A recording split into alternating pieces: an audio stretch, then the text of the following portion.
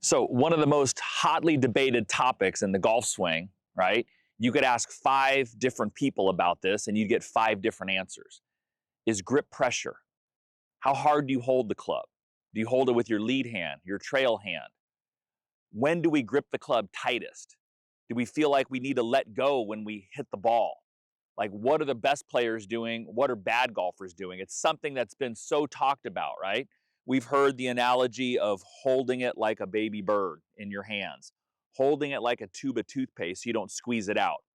So this is gonna be the first video of a 3-part video series where we look into grip pressure and what the best golfers are in the world are doing and what some of your average golfers are doing. We've got some great graphs and charts of a large conglomerate of professionals and amateurs and exactly what's happening with their grip pressure. So like I said, it's gonna be first to 3, but let's dive into some of these graphs. I want you to take a look first at the slicer graph, okay? It's about 80% of the golf population is people that slice the ball. And when we see this, right, the first thing to notice is the red line is total grip pressure. Your average slicer starts by holding the club very soft. Okay, when it says total grip pressure, if you imagine you had a grip pressure machine, squeezed it as hard as you could, that would be 100% of your grip pressure. It's saying that they start at maybe 5% there as far as total grip pressure. Okay, so it's very, very soft. And then if you notice where their peak occurs, right, it's not at their top of backswing, it's just at the beginning.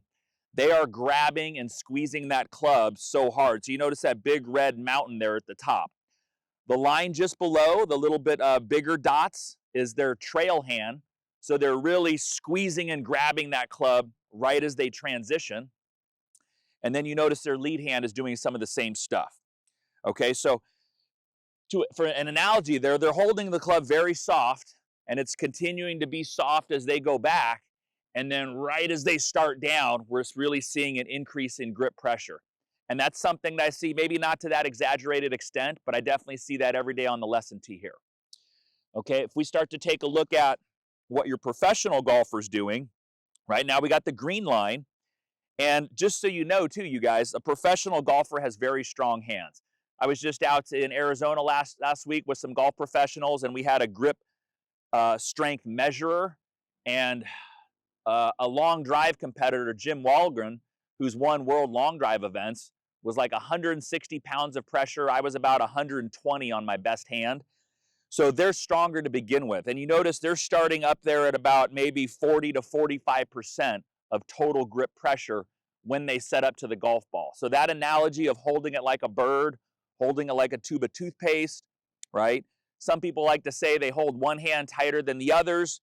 That can definitely be true. You notice the small dotted line is their lead hand grip, okay? They have more pressure in the lead hand, and check that out. Their trail hand is holding on very little, right? We're looking at maybe 10% of total grip pressure on that trail hand at address. Now, if we go over to that same spot, right, we see where the amateur really gripped harder. We saw that red peak. Look at what the professional golfer's doing. They've got a giant valley. And the valley is mostly done. Look down below at the white lines. That's the trail hand. So when they get to transition, they're actually starting to drop, let go, soften their hands, okay? They're most likely feeling stretches in their arms or body, but their hands are actually softening and letting go compared to where the amateur is increasing. They are decreasing their grip pressure. Amazing stuff there, right? And I think the thing to take for today's grip pressure lesson, right? When they start their golf swing, they're not starting very soft and easy and relaxed like they're holding a baby bird. Because really from there, we're gonna really see a large increase as they start down. And then the other part where they're just not gonna have as much control, okay?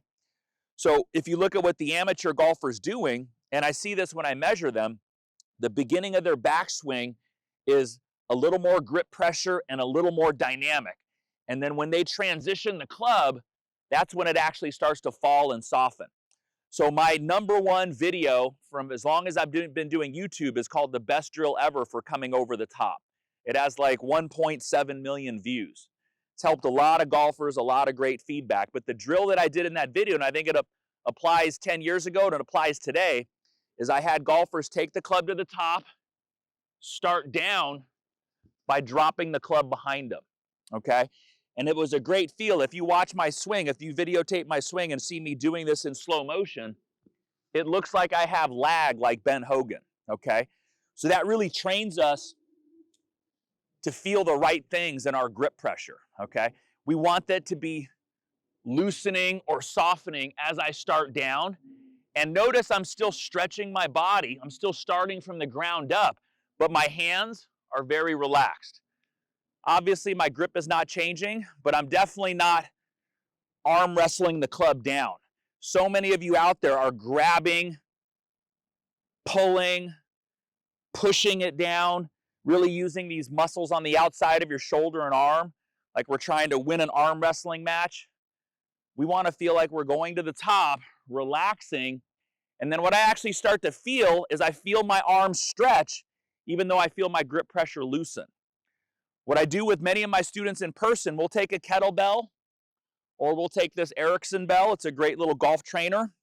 Doesn't look like it, but it weighs quite a bit. I'm guessing around 8 pounds. Swinging weight always helps us out in order to move better. So what we do right here is, in order to get this mass going, my grip and my body has got to work hard. So I'm pushing this thing back.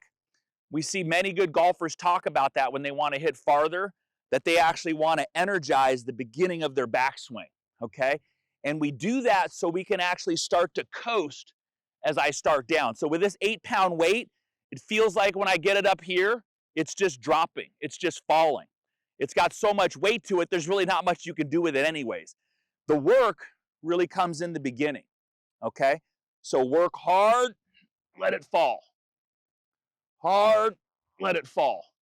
So I'm going on this free ride, right? I'm letting gravity kind of let things relax, letting my grip pressure relax. But that's really one of the big keys to hitting it far. That urge to hit from the top, that pushing, that quickness from the top that we see a lot of times, we know that's not helping. We're not hitting consistent golf shots. We're really not hitting it far at all. Hey, it's your coach Zach Allen here, and I hope you're enjoying today's lesson. After thousands of student lessons, I've discovered that the single weakest link in your golf swing is your brain. You see, our brains control all of our movements, but as it turns out, they aren't naturally wired for the golf swing. And until you fix this, your body will simply refuse to do what the brain is asking. The good news is there's an easy fix. Since I don't have the time in this short video, I've put together a 3-part mini clinic where I walk you through a simple process that will rewire your brain, giving you the control you need for a consistent golf swing. I call it the Consistency Clinic, and you can get the entire thing free of charge by clicking the link in the description below. The training series isn't available anywhere else, so go ahead, click the link right now, and I'll see you on the other side. Okay, now let's get back to today's lesson. So I think the best drill for you to do would be that same one that I proposed 10 years ago, right? Feel some work, swinging it to the top, let it fall. And it feels basically like we get the club to the top and it's just falling straight down my back. So that's training our grip pressure when it needs to tighten and when it needs to relax. So it's gripping to make sure that I've got some good speed to begin with, and then I'm just letting go and relaxing right here as I initiate my downswing. So you see I am starting to move forward, push into the ground as I'm letting it drop behind me. So it might not feel like that would hit it far, but now we've got some valid proof that that's what the best golfers in the world are doing. And then from there you can obviously set up and have that same sensation to start down. But it feels a lot more like gravity than any type of urge to hit from the top. So remember, this is going to be the first of 3 videos, right? Check out the other ones. We're going to go in a little more into depth about what grip pressure means for your golf swing and how it gets you to change stuff. It's one of those things you can't see, right? We can see positions, we see us coming over the top or doing different things, but we can't see when that grip pressure is changing. So once you start to isolate those feels, you'll see the positions in your golf swing change. I also have the card for that video that I referenced from 10 years ago that's got 1.7 million views and hundreds of comments of golfers that stopped coming over the top from that video. So go ahead and check that out. Until then, don't forget to like and subscribe. Check out my email list down below and get some free tips every week. But until then, I'll see you next video where we'll talk about grip pressure some more. Have a great week.